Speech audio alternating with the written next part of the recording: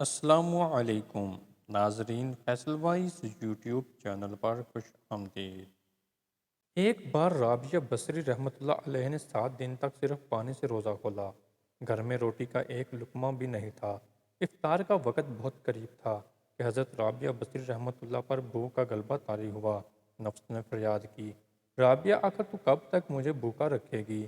ابھی آپ رہ کے دل میں یہ خیال گزرا ہی تھا کہ کسی شخص نے دروازے پر دستک کی۔ آپ باہر تشریف لائیں تو ایک نیاز مند کھانا لیے کھڑا تھا۔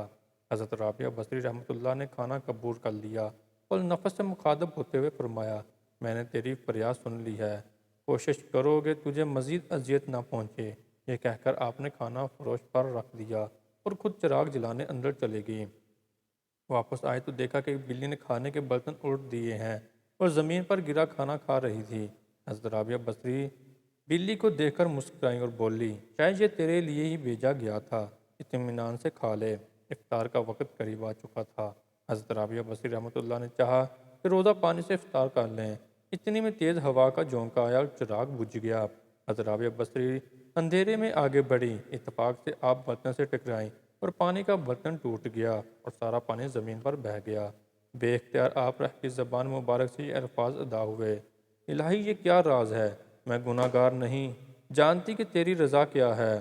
جواب میں غیب سے ایک آواز آئی، اے میری محبت کا دم بھرنے والی، اگر تو چاہتی کہ تیرے لیے دنیا کے نعمتیں وقف کر دوں، پھر میں تیرے دل سے اپنا غم واپس لے لوں گا، کیونکہ میرا غم اور دنیا کی نعمتیں ایک دل میں جمع نہیں ہو سکتے۔ اے رابعہ، تیری بھی ایک مراد ہے اور میری بھی ایک مراد ہے، تو ہی بتا کہ دونوں مرادیں ایک جگہ کیسے رہ سکتی ہے؟ حضرت رابعہ بصری رحمۃ اللہ علیہ فرماتی ہیں کہ جب میں نے یہ آواز سنی تو دنیا سے ہمیشہ کے لیے منہ موڑ لیا اور تمام امیدیں ترک کر دیں۔ اس کے بعد میں نے ہر نماز کو آخری نماز سمجھا۔ ناظرین، ہماری آج کی ویڈیو آپ کو کیسی لگی؟ لائک اور کمنٹ کر کے ضرور بتائیے گا۔ ملتے ہیں اپنی اگلی نئی ویڈیو میں، تب تک اپنا بہت سارا خیال رکھیے گا۔ اللہ حافظ۔